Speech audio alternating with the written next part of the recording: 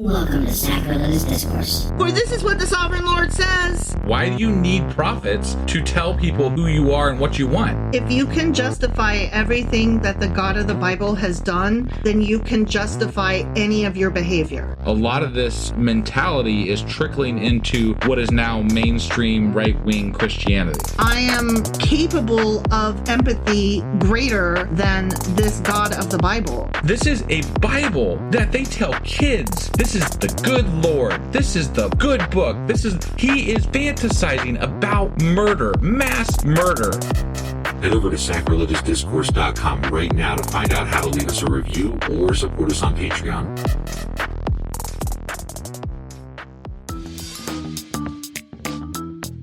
Hey there, sinners and saints. It's your favorite Bible-bashing duo from Sacrilegious Discourse, and we need your help. That's right, folks. We're raising funds for some heavenly equipment and a studio that doesn't sound like it's in the depths of hell. Our current setup, let's just say it's more apocalypse than audiophile. So if you want to hear us dissect the Bible without the background noise of demonic squirrels, chip in a few bucks. We're aiming for $5,000 to upgrade our audio and build a studio worthy of blasphemous banter. Donate today and help us spread the good word of atheism. You can find a link right on our homepage, sacrilegiousdiscourse.com. Every dollar counts. Even if it's from your collection plate.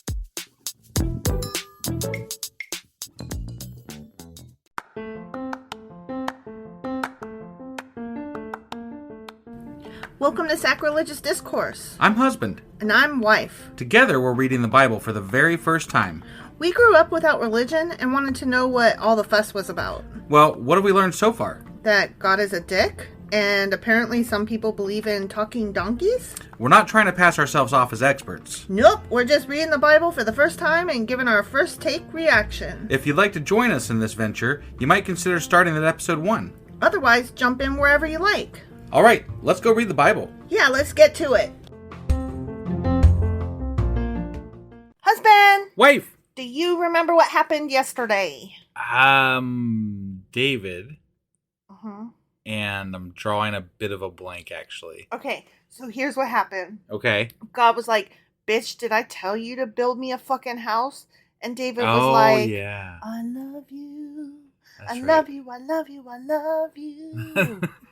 And that's what happened. I knew there was a love song, but I couldn't remember, what it... I knew they were, in love with each other over something. Marry me, God. And crap and whatever. You're so fucking awesome. I love you. But I didn't remember the context, so I didn't want to, say what I knew. Because it didn't fit in my head what it was. I love you. Yeah. Forever and ever. Yeah, yeah. That's what it was. Right. All right, so that was 1 Chronicles chapter 17. It was. And today we're going to be reading 1 Chronicles chapter 18. All right, you ready to get into this? Mm-hmm. Let's do it.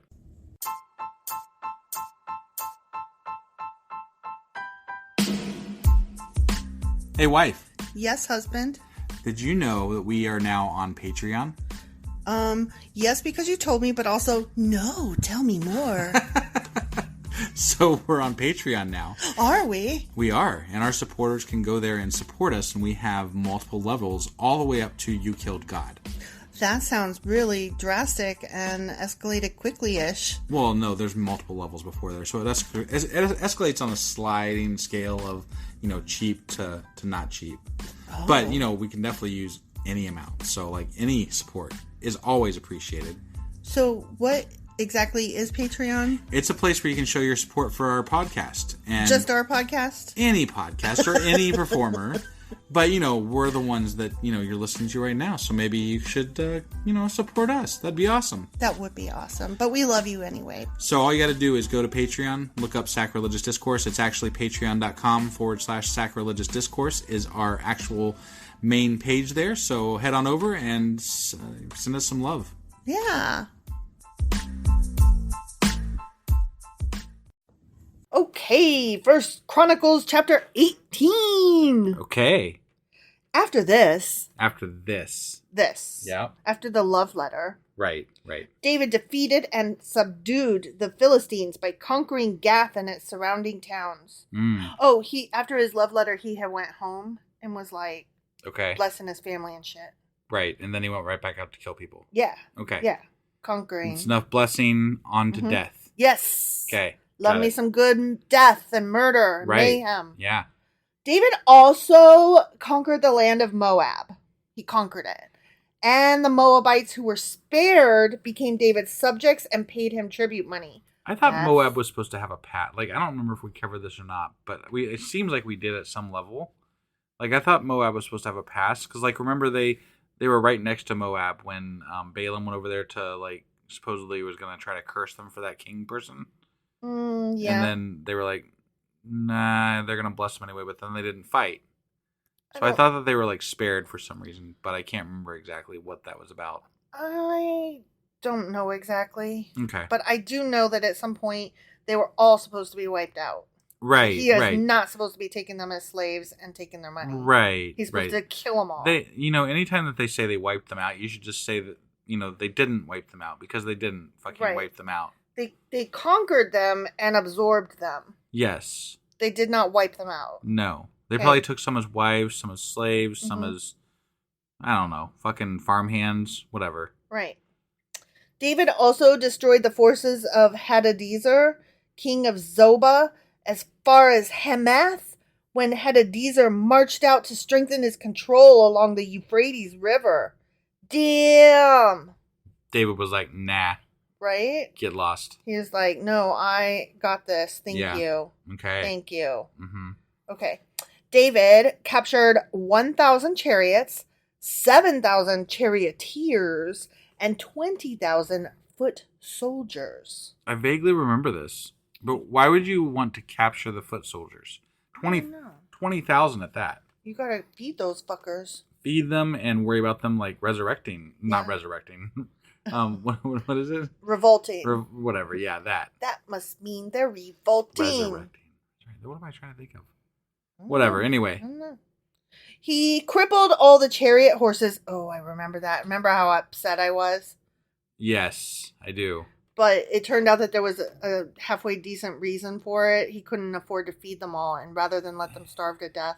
You could just let them loose. He could just let them loose. Yeah. I'm just saying. They could probably munch on stuff on the ground and figure out something. Yeah. Well, he crippled all the chariot horses except enough for 100 chariots. Right. Mm-hmm. When Arameans from Damascus arrived to help King Hadadezer, David killed 22,000 of them. Damn. That is like a lot of people. Yeah. Then he placed several army garrisons in Damascus, the Aramean capital, and the Arameans became David's subjects and paid him tribute money. I'm sure they were real pleased with that. Very happy. Yeah, they were so excited about this. They couldn't hardly contain themselves, I'm sure. Kind of like how Puerto Rico is, how we're like, we own you, you belong to us, you will pay us tribute money. I mean, yes, yeah. In a quote unquote more civilized way, but still. Right. True. We're taking tribute money from them. Yeah. Okay. Right? Yeah. I mean, we're doing the same. I mean, technically, they're for a lot of U.S. territories. citizens, but are they though? Yeah, they are. They are, but they aren't. U.S. citizens get to vote. Well, they could move to another place in the U.S. and they could vote. They're U.S. citizens, but they're just not allowed to vote in their place except for local elections, I think. Yeah. So, I'm just saying. Yeah. Are they really? I don't know. Honestly, I don't know enough about Puerto Rico to speak intelligently about it. And that's sad. I mean, although I don't know much about fucking, Idaho either, really. So. That's where the potatoes come from, yeah, that's right? about all I know, yeah. And Wisconsin is the cheese. Right. That's all I know about that Puerto one, Rico's too. where, Trump threw the toilet paper. Yeah. That's all I got. And also, they got decimated by the hurricanes. Well, yeah, I mean, that goes hand in hand with the toilet paper. With the toilet paper. Yeah. The paper towels. Yeah, paper, whatever. Yeah. He tossed something, I'm just saying, like, it's bullshit that we're taking all their tax money and then we're just like, but work that shit out for yourself. Honestly, I think it's bullshit they're taking my tax money as it is here and doing what they do with it, which is not much of anything. I have mixed feelings about taxes. I agree. I have such mixed feelings about taxes and levies. Like, I always vote to pass levies. All of them. Like, all of them across the board. But like, then I'm like, but do the police need more money? That's what we should do our Patreon on. Oh yeah. On taxes and voting and things like that. Yeah. Since we're coming up on voting here in Ohio. Yeah. Yeah. So. Okay.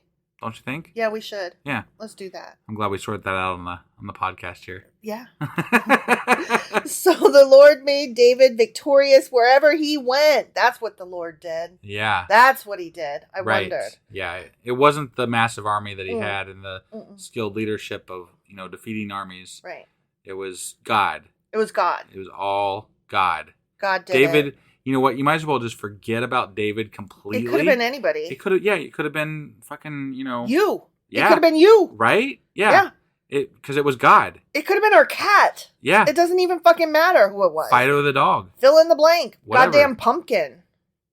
David brought the gold shields of Hadadezer's officers to Jerusalem, along with the large amount of bronze from Hadadezer's towns of Tabah and Kun. Mm-hmm. Later, Solomon melted the bronze and molded it into the great bronze basin called the sea. That he did. The pillars and the various bronze articles used at the temple. And later, hot tub. the Babylonians took melted all that that shit and melted it down. Yep. Along with the ark. And If it wasn't that's what already. I mean, where else would it have gone? Yeah. It's not here. No one knows where it's at.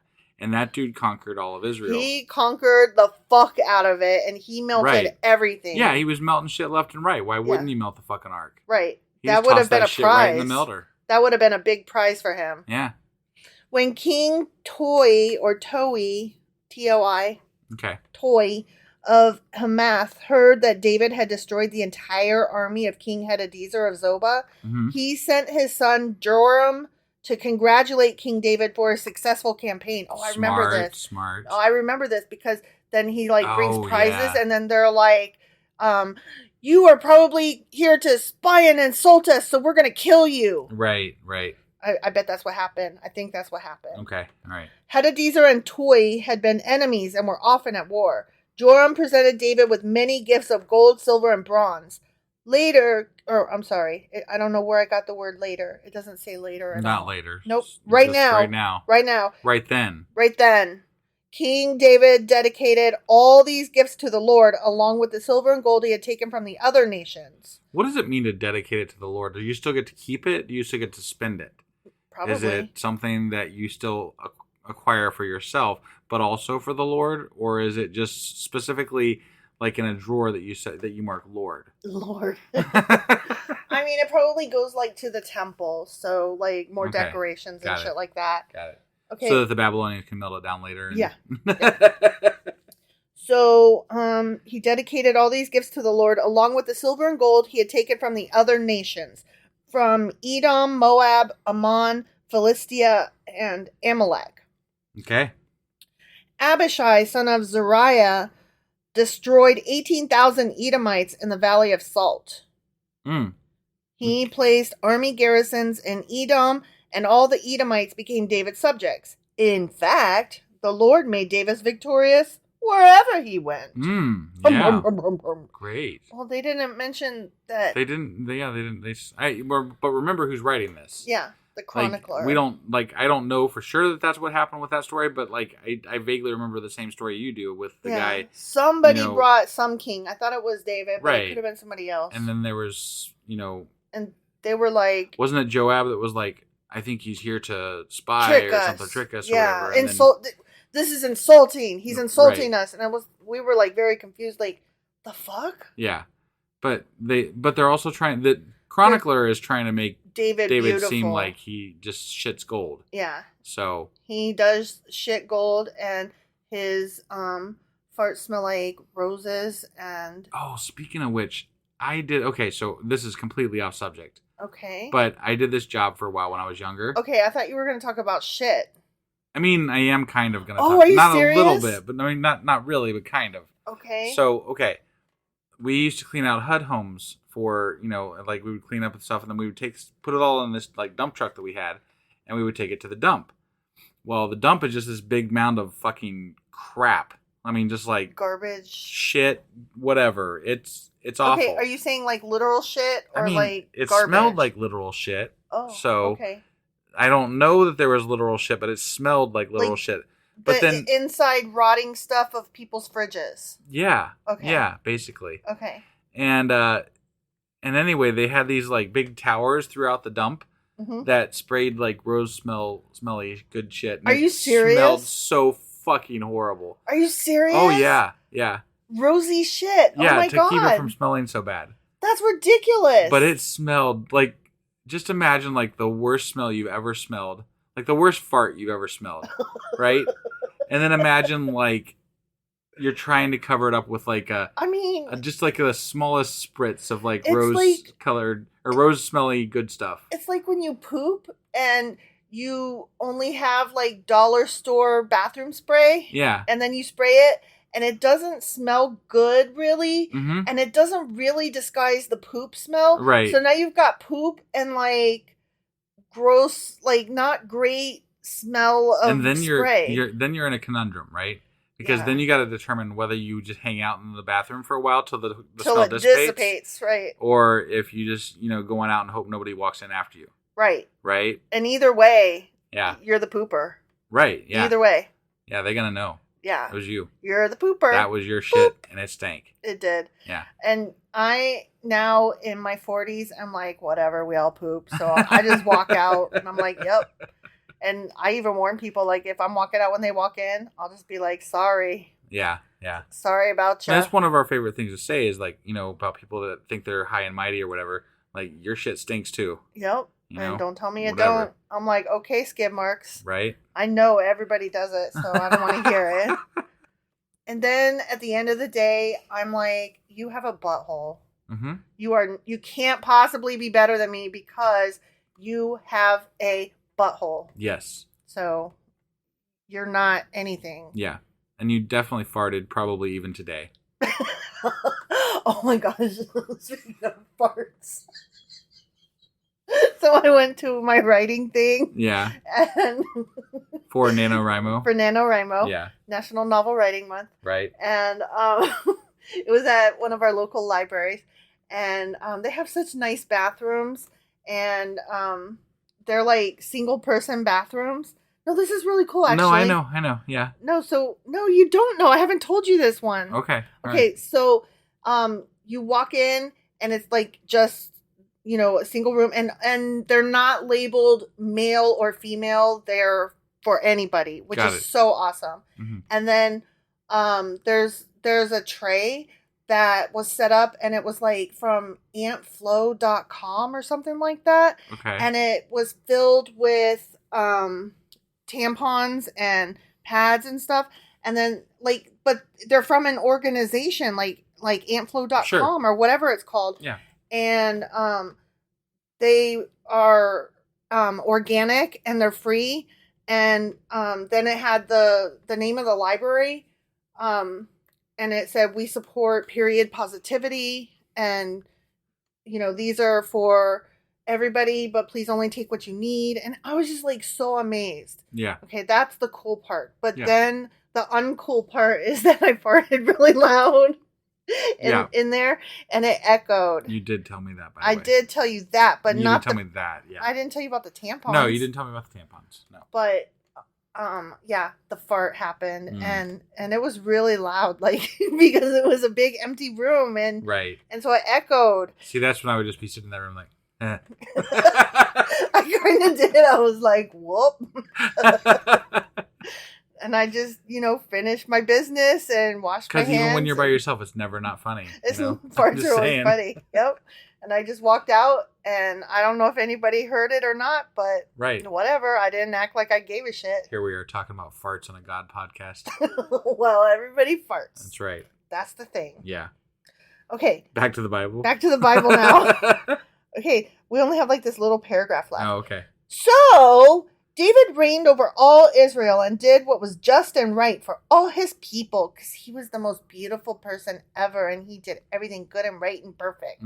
He's awesome. I don't believe that. Just saying. I love him so much. Joab, son of Zeruiah, was commander of the army. Jehoshaphat, son of Ahilud, was the royal historian. Zadok, son of Ahitub, and Ahimelech, son of Abiathar, were the priests. Sariah was the court secretary. Benaiah, son of Jehoiada, was captain of the king's bodyguard. And David's sons served as the king's chief assistants. The end. I think that part came right out of the part where they covered this last time. Because I remember thinking when they read that, like, we were like, what's up with the like roll call of the minutes here at the end? Right. Like, that's really weird. Yeah. But there it is again. The chronicler just left that bit in. He was like, this part's good. Yeah. This well, is solid. He likes chronicling names. Yeah, so he's like, all right, there's some names. Yeah. Let's use some names. Good stuff. Right, yeah. Yeah. All right. Well, that was 1 Chronicles chapter 18. Sure as fuck was. And some fart news. And some, yeah, definitely. Yes. Yep. Hopefully this episode doesn't stink too bad. All right. Tomorrow we will be back with 1 Chronicles chapter 19. All right. We'll see you guys then. Bye.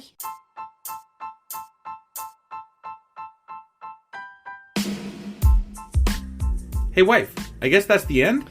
But husband, that's just sad. It doesn't have to be. We are on lots of social media platforms like Twitter. Our handle there is sacrilegious_D. For D's nuts. Oh my God. Stop doing that. Anyway, we're also on Facebook, Instagram, and Pinterest. There's a link to all of our social media sites at our website. Ooh, we have a website? Yeah, it's sacrilegiousdiscourse.com, where you can also find a link to our merch shop. We have a merch shop? Yep, we have podcast-themed clothing, mugs, notebooks, and more, as well as an atheist and science-themed products.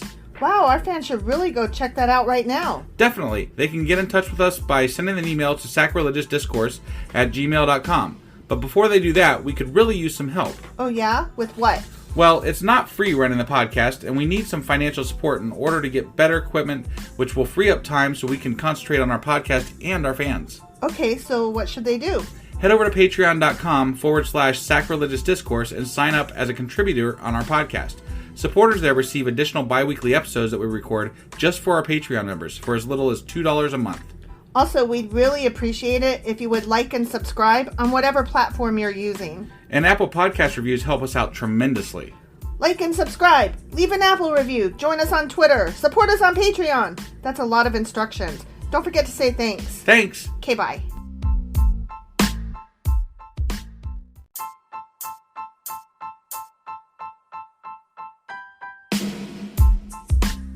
Hey, wife. I guess that's the end?